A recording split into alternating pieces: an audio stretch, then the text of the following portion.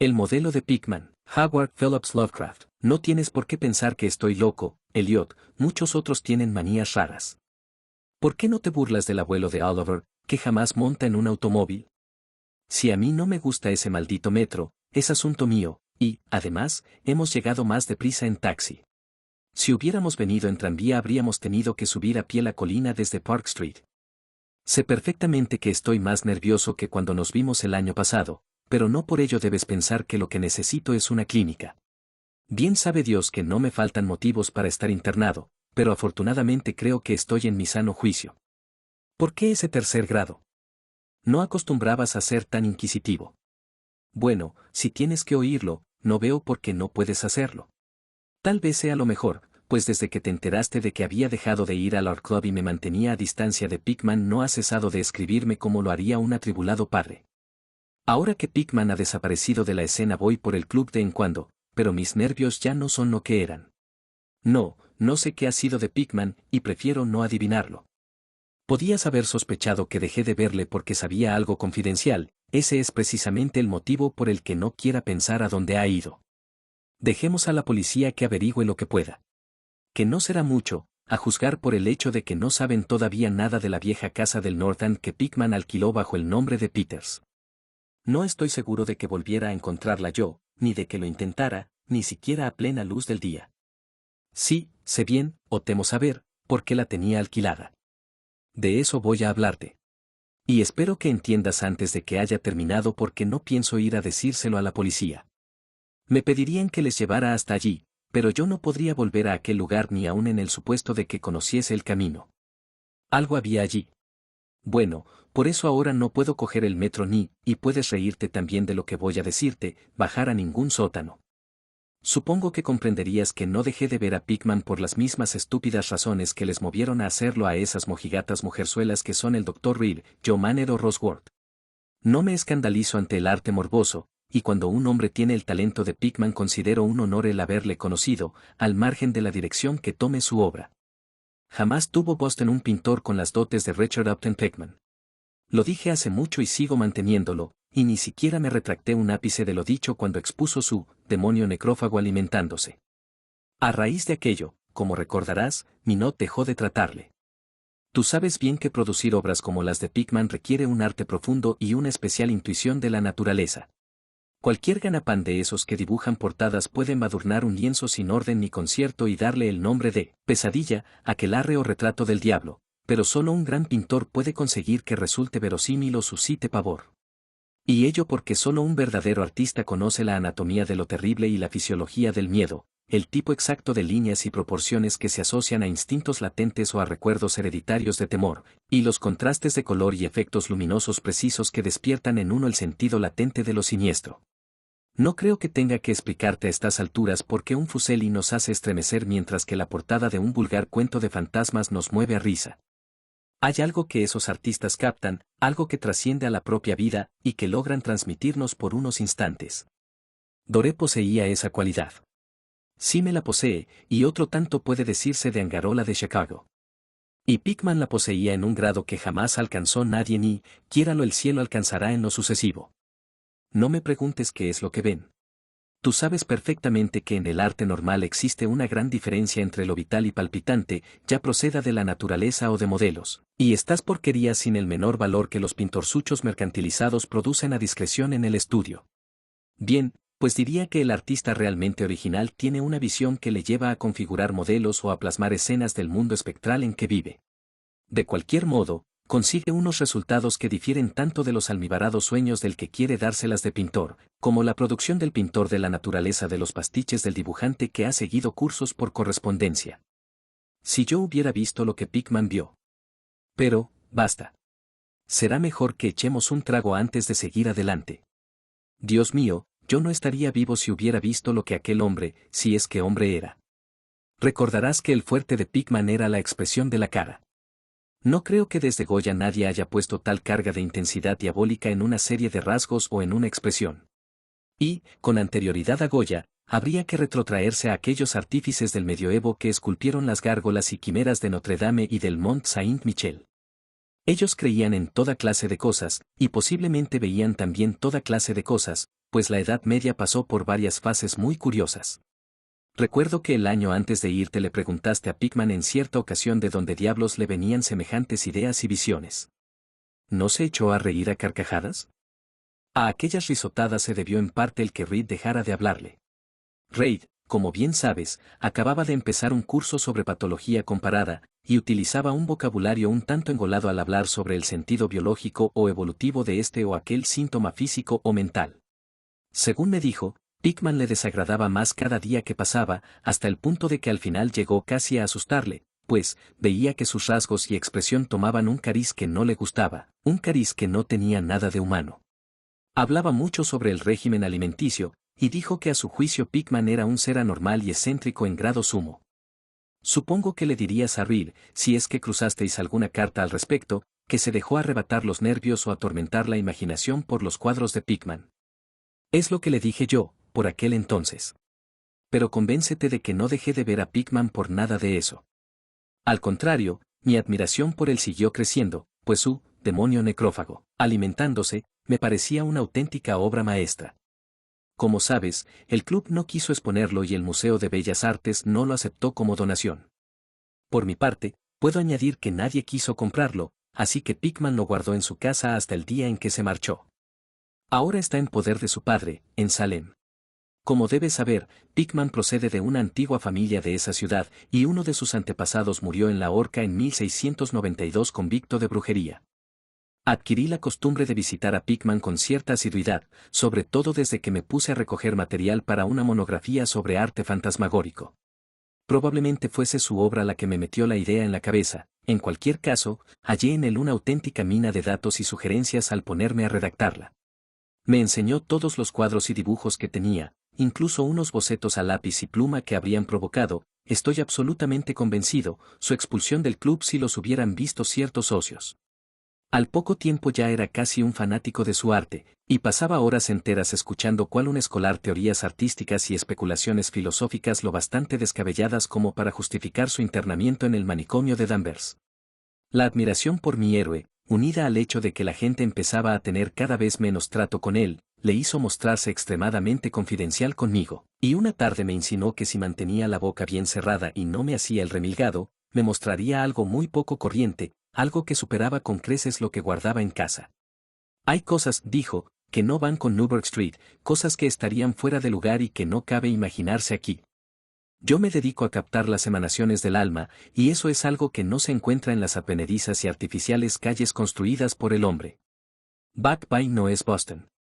En realidad no es nada todavía, porque aún no ha tenido tiempo de acumular recuerdos y atraerse a los espíritus locales. En caso de haber fantasmas aquí, serían todo lo más los fantasmas domesticados de cualquier marisma pantanosa o gruta poco profunda, y lo que yo necesito son fantasmas humanos, los fantasmas de seres lo bastante refinados como para asomarse al infierno y comprender el significado de lo visto allí. El lugar indicado para vivir un artista es el North End. Si los estetas fueran sinceros, soportarían los suburbios por eso de que allí se acumulan las tradiciones. Pero, por Dios. ¿No comprendes que esos lugares no han sido simplemente construidos sino que han ido creciendo? Allí, generación tras generación, la gente ha vivido, sentido y muerto, y en tiempos en que no se temía ni vivir, ni sentir, ni morir. ¿Sabías que en 1632 había un molino en Capas Hill y que la mitad de las calles actuales fueron trazadas hacia 1650? Puedo mostrarte casas que llevan en pie 2 siglos y medio, e incluso más, casas que han presenciado lo que bastaría para ver reducida a escombros una casa moderna. ¿Qué sabe el hombre de hoy de la vida y de las fuerzas que se ocultan tras ellas? Para ti los embrujos de Salem no pasan de una ilusión, pero me encantaría que mi requetatarabuela pudiera contarte ciertas cosas. La ahorcaron en Gallows Hill, bajo la mirada santurrona de Cotton Mather. Mather, maldito sea su nombre, temía que alguien consiguiera escapar de esta detestable jaula de monotonía. Ojalá alguien le hubiese hechizado o sorbido la sangre durante la noche. Puedo mostrarte una casa en donde Mather vivió, y otra en la que temía entrar a pesar de todas sus encantadoras baladronadas. Sabía cosas que no se atrevió a decir en aquel estúpido Magnalia o el no menos pueril Maravillas del Mundo Invisible.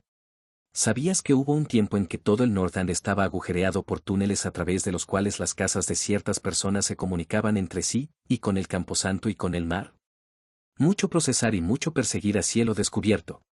Pero cada día sucedían cosas que no podían entender y de noche se oían risas que no sabían de dónde provenían. En 8 de cada 10 casas construidas antes de 1700 y sin tocar desde entonces, podría mostrarte algo extraño en el sótano. Apenas pasa mes que no se oiga hablar de obreros que descubren galerías y pozos cubiertos de ladrillos que no conducen a parte alguna al derribar este o aquel edificio. Tuviste ocasión de ver uno cerca de Huntsman Street desde el ferrocarril elevado el año pasado. Allí había brujas y lo que sus conjuros convocan, piratas y lo que ellos trajeron del mar, contrabandistas, corsarios, y puedo asegurarte que en aquellos tiempos la gente sabía cómo vivir y cómo ensanchar los confines de la vida. Este no era, sin duda, el único mundo que le era dado conocer a un hombre inteligente y lleno de arrojo, Kia. Y pensar que hoy en cambio, los cerebros son tan inocuos que hasta un club de supuestos artistas se estremece y sufre convulsiones y un cuadro hiere los sentimientos de los contertulios de un salón de té de Beacon Street. Lo único que salva al presente es que su estupidez le impide cuestionar con sumo rigor el pasado. ¿Qué dicen en realidad los mapas, documentos y guías acerca del North End? Bah. Tonterías. Así, a primera vista, me comprometo a llevarte a 30 o 40 callejas y redes de callejuelas al norte de Prince Street, de cuya existencia no sospechan ni 10 seres vivos fuera de los extranjeros que pululan por ellas. ¿Y qué saben de ellas esos hombres de facciones mediterráneas? No, Turber, esos antiguos lugares se encuentran en el mejor de los sueños, rebosan de prodigios, terror y evasiones de lo manido, y no hay alma humana que los comprenda ni sepa sacar partido de ellos. Mejor dicho, no hay más que una. Pues yo no me he puesto a escarbar en el pasado para nada. Escucha, a ti te interesan estas cosas. ¿Y si te dijera que tengo otro estudio allí, donde puedo captar el espíritu nocturno de antiguos horrores y pintar cosas en las que ni se me hubiera ocurrido pensar en Newbury Street? Naturalmente, no voy a ir a contárselo a esas condenadas mujerzuelas del club. Empezando por Reed, maldito sea, que va por ahí diciendo cosas tales como que yo soy una especie de monstruo que desciende por el tobogán de la evolución en sentido contrario. Sí, Turber, hace mucho que decidí que había que pintar el terror de la vida lo mismo que se pinta su belleza, así que me puse a explorar en lugares donde tenía fundados motivos para saber que en ellos el terror existía. Cogí un local que no creo conozcan más de 3 hombres nórdicos aparte de mí. No está muy lejos del elevado, en cuanto a distancia se refiere, pero dista siglos por lo que al alma respecta. Lo que me impulsó a cogerlo es el extraño y viejo pozo de ladrillo que hay en el sótano, ya sabes, uno de esos sótanos de los que te he hablado. El antro, pues no cabe otro calificativo, casi no se tiene en pie, por lo que a nadie se le ocurriría vivir allí, y me avergonzaría decirte lo poco que pago por él. Las ventanas están entabladas, pero lo prefiero así, pues para mi trabajo no necesito la luz del día. Pinto en el sótano, donde la inspiración me viene con más facilidad, pero tengo otras habitaciones amuebladas en la planta baja. El dueño es un siciliano, y lo he alquilado bajo el nombre de Peters. Si te encuentras con ánimos, te llevaré a verlo esta noche. Creo que te gustarán los cuadros pues, como dije, en ellos he puesto lo mejor de mi expresión artística. El trayecto hasta allí no es largo, a veces lo hago a pie, pues no quiero llamar la atención con un taxi en semejante lugar. Podemos tomar el metro en South Station y bajar en Battery Street. Desde allí no hay que andar mucho. Bueno, Elliot, tras semejante arenga lo único que podía hacer era resistir los deseos de correr en lugar de andar en busca del primer taxi libre que saliera a nuestro encuentro.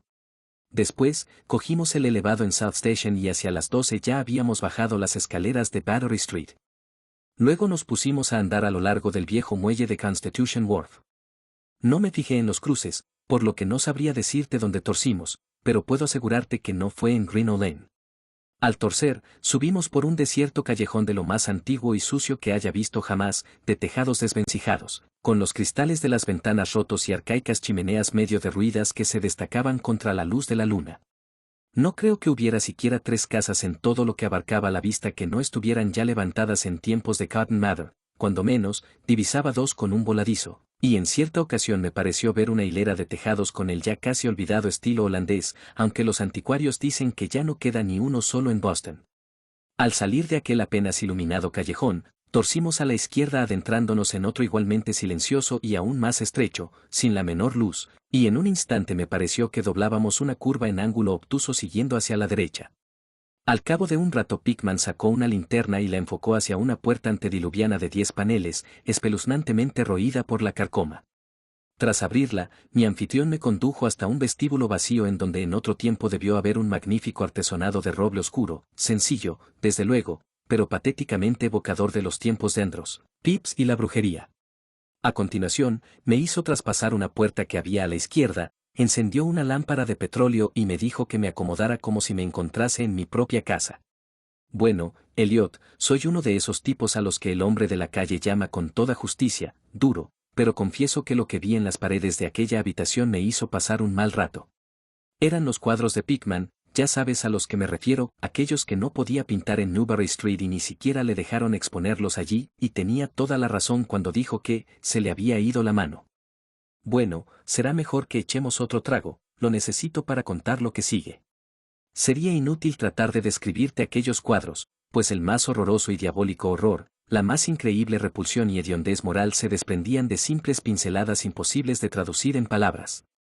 No había nada en ellos de la técnica exótica característica de Sidney Sam, nada de los paisajes transplanetarios ni de los hongos lunares con los que Clark Ashton Smith nos hiela la sangre. Los trasfondos eran en su mayoría antiguos cementerios, bosques frondosos, arrecifes marinos, túneles de ladrillo, antiguas estancias artesonadas o simples criptas de mampostería. El camposanto de Capas Hill, apenas a unas manzanas de la casa, era uno de sus escenarios favoritos. La demencia y la monstruosidad podían apreciarse en las figuras que se veían en primer término, pues en el morboso arte de Pickman predominaba el retrato demoníaco. Rara vez aquellas figuras eran completamente humanas, aunque con frecuencia se acercaban en diverso grado a lo humano. La mayoría de los cuerpos, si bien toscamente bípedos, tenían una tendencia a inclinarse hacia adelante y un cierto aire canino. La textura de muchos de ellos era de una aspereza bastante desagradable al tacto. Parece como si los estuviera viendo. ¿Se ocupaban en? Bueno, no me pidas que entre en detalles. Por lo general estaban comiendo. Pero será mejor que no diga qué. A veces los mostraba en grupos en cementerios o pasadizos subterráneos, y a menudo aparecían luchando por la presa o, mejor dicho, el tesoro descubierto. Y qué expresividad tan genuinamente diabólica sabía en ocasiones infundir Pickman a los ciegos rostros de tan macabro botín. De cuando en cuando se les veía saltando en plena noche desde ventanas abiertas o agazapados sobre el pecho de algún durmiente al acecho de su garganta. En un lienzo se veía a un grupo de ellos aullando alrededor de una bruja ahorcada en Gallows Hill, cuyas demacradas facciones guardaban un extraordinario parecido con las de aquellos seres. Pero no creas que fueron aquellas horripilantes escenas lo que me hizo perder el sentido.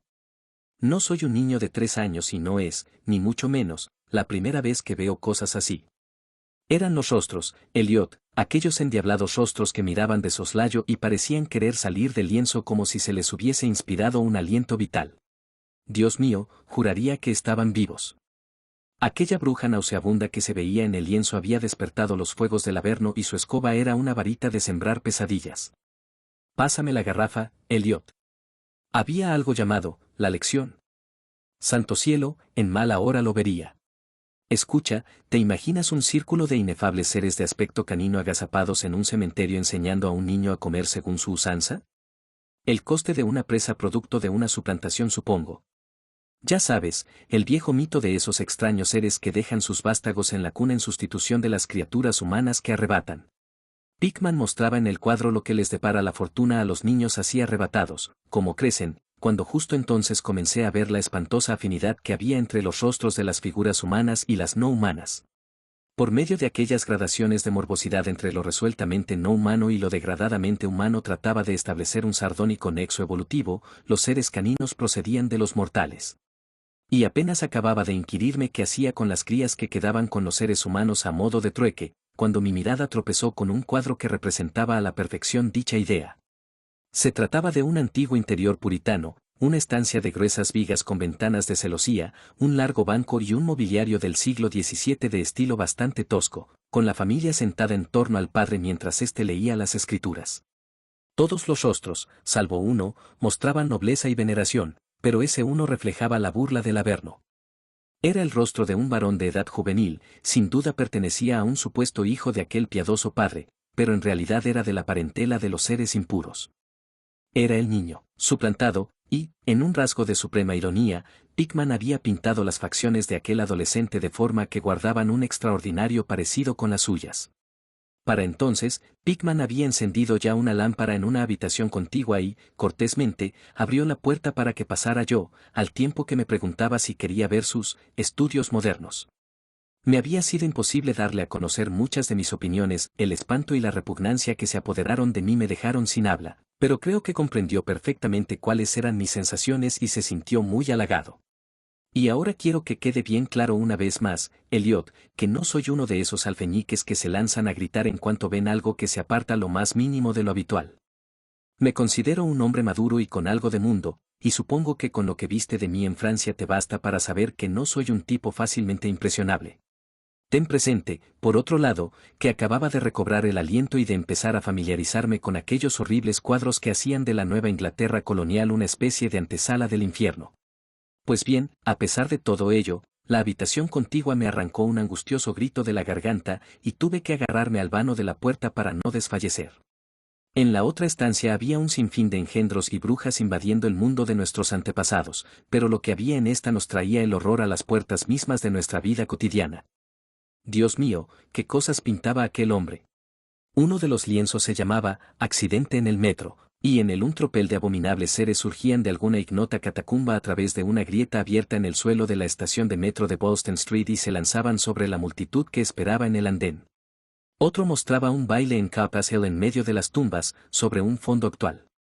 También había unas cuantas vistas de sótanos, con monstruos que se deslizaban furtivamente a través de agujeros y hendiduras abiertos en la mampostería, haciendo siniestras muecas mientras permanecían agazapados tras barriles o calderas y aguardaban a que su primera víctima descendiera por la escalera. Un horrible lienzo parecía recoger una amplia muestra representativa de Beacon Hill, con multitudinarios ejércitos de los mefíticos monstruos surgiendo de los escondrijos que acribillaban el suelo. Había asimismo tratamientos libérrimos de bailes en los cementerios modernos, pero lo que me impresionó más que nada fue una escena en una ignota cripta, en donde multitud de fieras se apelotonaban en torno a una de ellas que sostenía entre las manos y leía en voz alta una conocida guía de Boston. Todas las fieras apuntaban a un determinado pasaje, y todos los rostros parecían contraídos con una risa tan epiléptica y reverberante que creí incluso oír su diabólico eco. El título del cuadro era, Holmes, Lovell y Longfellow yacen enterrados en Mount Auburn. A medida que recobraba el ánimo y me iba acostumbrando a aquella segunda estancia de arte diabólico y morboso, me puse a analizar algunos aspectos de la repugnancia y aversión que me inspiraba todo aquello. En primer lugar, me dije a mí mismo, aquellos seres me asqueaban porque no eran sino la más fiel muestra de la total falta de humanidad e insensible crueldad de Pickman. Semejante personaje debía ser un implacable enemigo de todo el género humano a tenor del regocijo que mostraba por la tortura carnal y espiritual y la degradación del cuerpo humano. En segundo lugar, lo que me producía pavor en aquellos cuadros era precisamente su grandeza. Aquel arte era un arte que convencía, al mirar los cuadros veíamos a los demonios en persona y nos inspiraban miedo. Y lo extraño del caso era que la subyugante fuerza de Pickman no provenía de una selectividad previa o del cultivo de lo extravagante. En sus cuadros no había nada de difuso, de distorsionado ni de convencional, los perfiles estaban bien definidos, y los detalles eran precisos hasta rayar en lo deplorable. ¿Y qué decir de los rostros? Lo que allí se veía era algo más que la simple interpretación de un artista, era el mismo infierno, retratado cristalinamente y con la más absoluta fidelidad. Eso es justo lo que era, cielos. Aquel hombre no tenía nada de imaginativo ni de romántico. Ni siquiera trataba de ofrecernos las agitadas y multidimensionales instantáneas que nos asaltan en los sueños, sino que fría y sardónicamente reflejaba un mundo de horror estable, mecanicista y bien organizado, que él veía plena, brillante, firme y resueltamente. Solo Dios sabe lo que podría ser ese mundo o donde llegó a vislumbrar Pickman las sacrílegas formas que trotaban, brincaban y se arrastraban por él. Pero, cualquiera que fuese la increíble fuente en que se inspirasen sus imágenes, una cosa estaba fuera de duda. Pickman era, en todos los sentidos, tanto a la hora de concebir como de ejecutar, un concienzudo y casi científico pintor realista. A continuación bajé tras mi anfitrión a su estudio en el sótano, y me preparé para el asalto de algo diabólico entre aquellos lienzos sin terminar. Cuando llegamos al final de la escalera impregnada de humedad, Pickman enfocó la linterna hacia un rincón del enorme espacio que se abría ante nosotros, iluminando el brocal circular de ladrillo de lo que debía ser un gran pozo excavado en el terroso suelo. Nos acercamos y vi que el orificio medía aproximadamente 1,5 metros de diámetro, con paredes que tendrían un pie de grosor, y estaba unas 6 pulgadas por encima del nivel del suelo, una sólida construcción del siglo XVII, si no me equivocaba. Aquello, decía Pickman, era un buen ejemplo de lo que había estado hablando antes, una abertura de la red de túneles que discurrían bajo la colina. Observé distraídamente que el pozo no estaba recubierto de ladrillo, y que por toda cubierta tenía un pesado disco de madera. Pensando en todas las cosas a las que el pozo podía hallarse conectado si las descabelladas ideas de Pickman eran algo más que mera retórica, un escalofrío me recorrió el cuerpo. Luego, siempre yo detrás de él, subimos un escalón y atravesamos una estrecha puerta que daba a una amplia estancia, con un suelo entarimado y amueblada como si fuese un estudio. Una instalación de gas acetileno suministraba la luz necesaria para poder trabajar. Los cuadros sin acabar, montados en caballetes o apoyados contra la pared, eran tan espeluznantes como los que había visto en el piso de arriba, y constituían una buena prueba de la meticulosidad con que trabajaba el artista. Las escenas estaban esbozadas con sumo cuidado, y las líneas trazadas a lápiz hablaban por sí solas de la prolija minuciosidad de Pickman al tratar de conseguir la perspectiva y proporciones exactas. Era todo un gran pintor, y sigo sosteniéndolo hoy aún con todo lo que sé. Una gran cámara fotográfica que había encima de una mesa me llamó la atención, y al inquirirle acerca de ella Pickman, me dijo que la utilizaba para tomar escenas que le sirvieran luego para el fondo de sus cuadros, pues así podía pintar a partir de fotografías sin tener que salir del estudio en lugar de ir cargado con su equipo por toda la ciudad en busca de esta o aquella vista. A juicio suyo, las fotografías eran tan buenas como cualquier escena o modelo reales para trabajos de larga duración, y, según dijo, las empleaba habitualmente.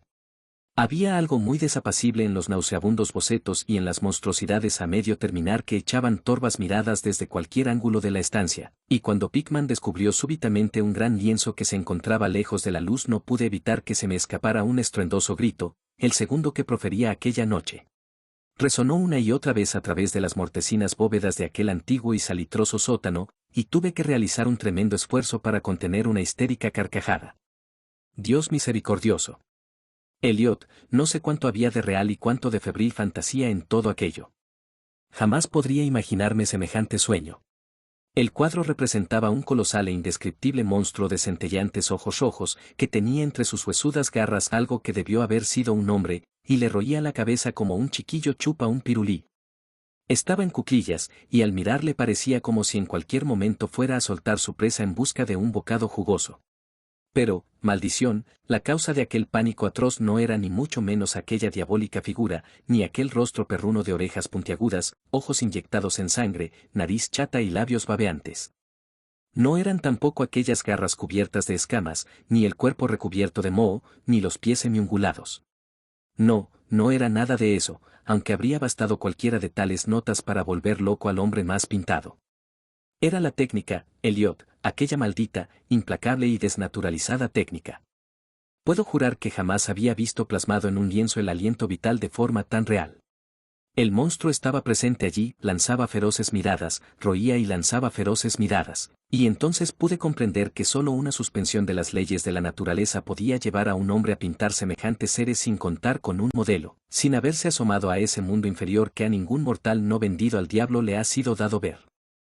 Prendido con una chincheta a una parte sin pintar del lienzo había un trozo de papel muy arrugado, probablemente, pensé, sería una de esas fotografías de las que se sirve Pickman para pintar un trasfondo no menos horroroso que la pesadilla que se destacaba sobre él.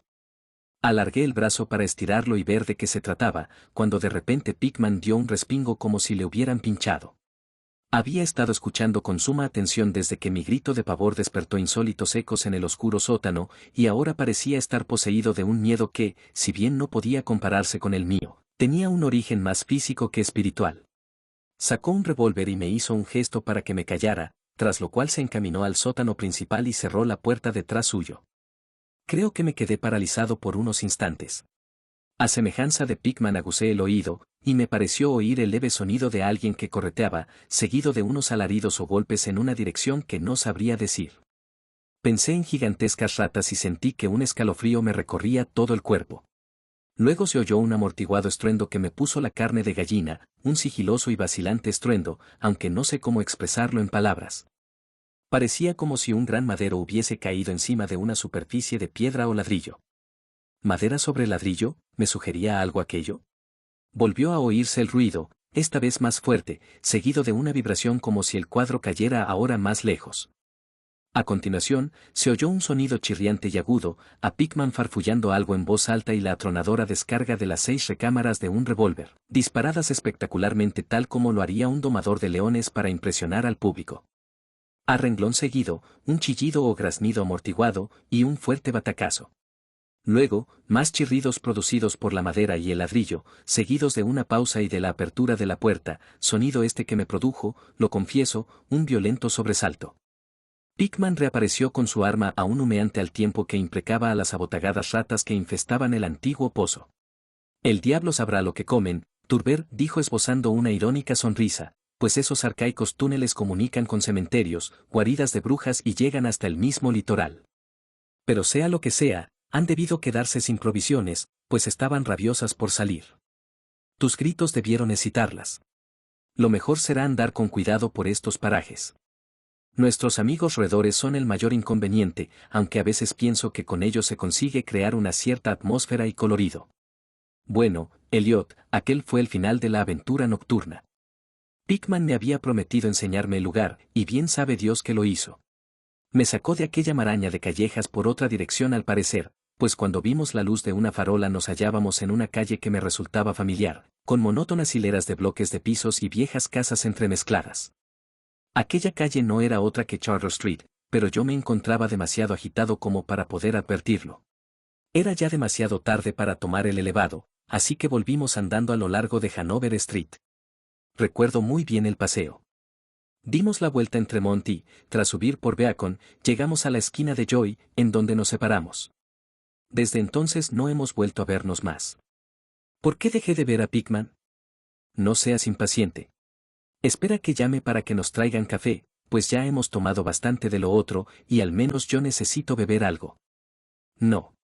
No eran los cuadros que vi en aquel lugar, aunque juraría que bastaría con ellos para que a Pickman no le permitieran el acceso en 9 de cada 10 hogares y clubs de Boston.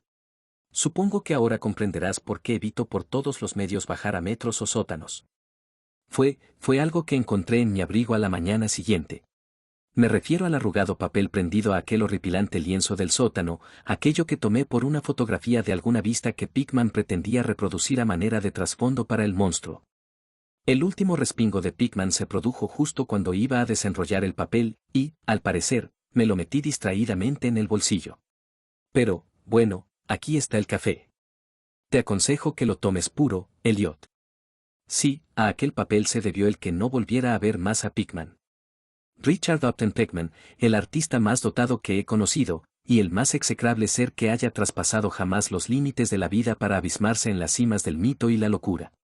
El viejo Reed tenía razón, Elliot. No puede decirse que Pickman fuera humano estrictamente hablando. O bien nació bajo una influencia maligna, o dio con la forma de abrir la puerta prohibida. Ya da lo mismo, pues desapareció, volvió a abismarse en esa increíble oscuridad que él tanto gustaba frecuentar. Será mejor que encendamos el candelabro.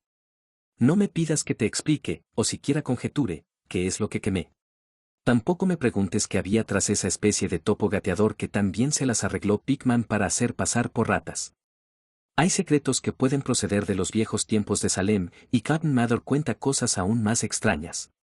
Bien sabes tú cuán endiabladamente expresivos eran los cuadros de Pickman, como todos nos preguntamos más de una vez de dónde podía sacar aquellos rostros. Bueno, después de todo, aquel papel no era la fotografía de una perspectiva. En él se veía únicamente el ser monstruoso que estaba pintando en aquel horrible lienzo. Era el modelo en que se inspiraba, y el trasfondo no era sino la pared del estudio del sótano pintada con todo lujo de detalle. Por el amor de Dios, Elliot, aquella era una fotografía tomada del natural.